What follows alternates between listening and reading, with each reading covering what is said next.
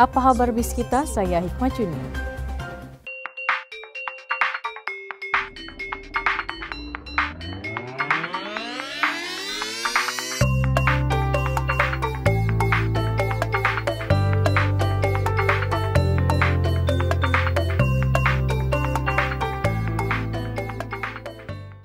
Mesyuarat khas Menteri-Menteri hari ini bersetuju melaksanakan arahan Perintah Kawalan Pergerakan Bersyarat PKPB di Kota Kinabalu, Penampang dan Putatan berkuat kuasa 12:01 tengah malam 7 Oktober ini.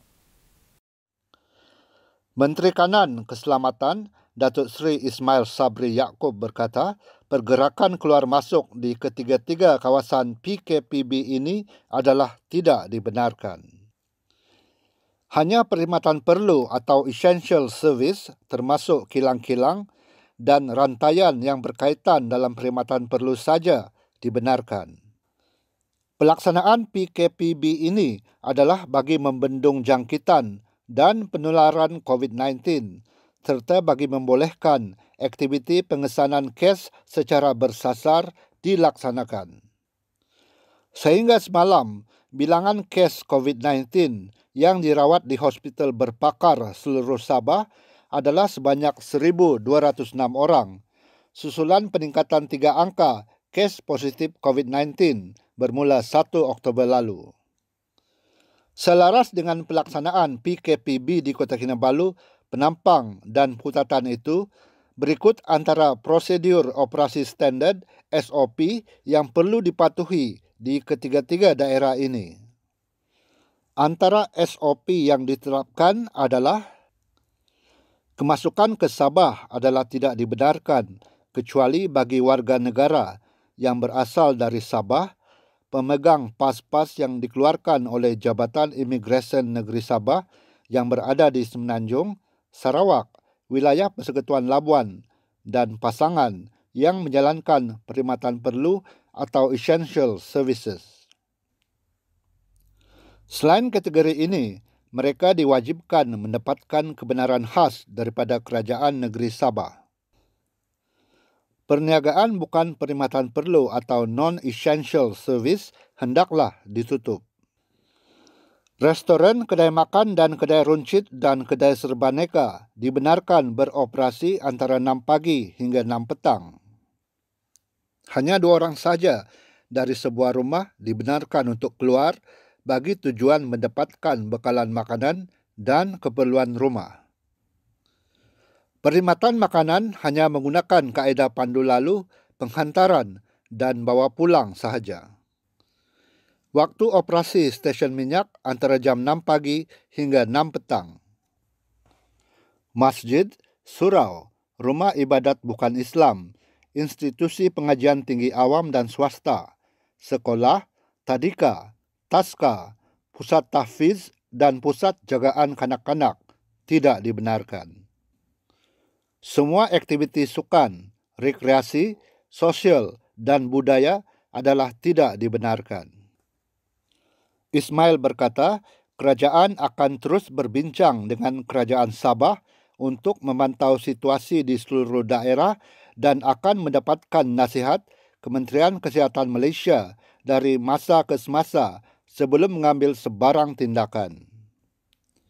Terdahulu, Jawatan Kuasa Pengurusan Bencana Negeri Sabah COVID-19 mencadangkan langkah pencegahan ketat untuk mencegah lonjakan kes baharu di negeri ini. Dalam satu kenyataan hari ini, Ketua Menteri Datuk Seri Panglima Haji G. Nor berkata, langkah-langkah baharu itu tertakluk kepada persetujuan Majlis Keselamatan Negara MKN. Sabah terus merekodkan peningkatan kes positif COVID-19 hari ini dengan 130 kes. Kes baru COVID-19 yang dilaporkan hari ini adalah sebanyak 432 kes, yang tertinggi direkodkan sejak virus berkenaan melanda Malaysia. Ketua Pengarah Kesihatan Tan Sri Dr. Nur Hisham Abdullah berkata, daripada jumlah itu, Sabah merekodkan 130 kes, manakala 241 kes dilaporkan di Kedah. Daripada 130 kes di Sabah, 39 kes baru dilaporkan di kluster Bangau-Bangau, di Semporna dan Tawau, manakala 3 kes di kluster Benteng LD. Hujan lebat sejak lewat malam tadi mengakibatkan beberapa daerah di Sabah dilanda banjir kilat. Daerah terjejas termasuk Kota Kinabalu, Beaufort, Tuaran dan Kota Belud. Kawasan yang ditenggelami air termasuklah sekitar Taman Telepok Jaya, Taman Telepok Ria, Kampung Lokub, Kampung Lorong Pulau di Menggatal, Kampung Kauluan dan Kampung Rugading Tuaran. Air dipercayai mulai naik sehingga menenggelamkan jalan raya dan kenderaan yang diletakkan berhampiran.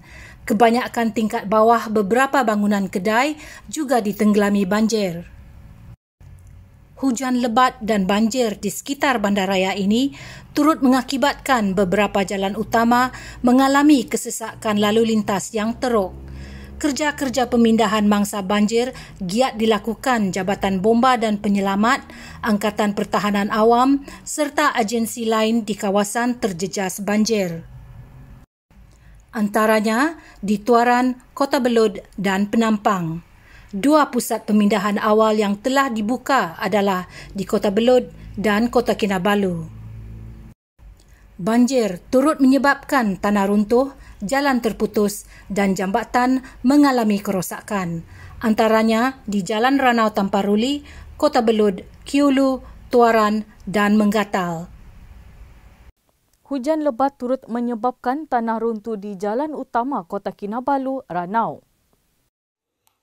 Pengarah Jabatan Kerja Raya JKR Sabah, Richard Jomiji Kinsil berkata, 2 jalan terbabit ialah di kilometer 88.20 Jalan Kota Kinabalu Ranau dan kilometer 86 berhampiran Simpang Kampung Bundu Tuhan, Ranau.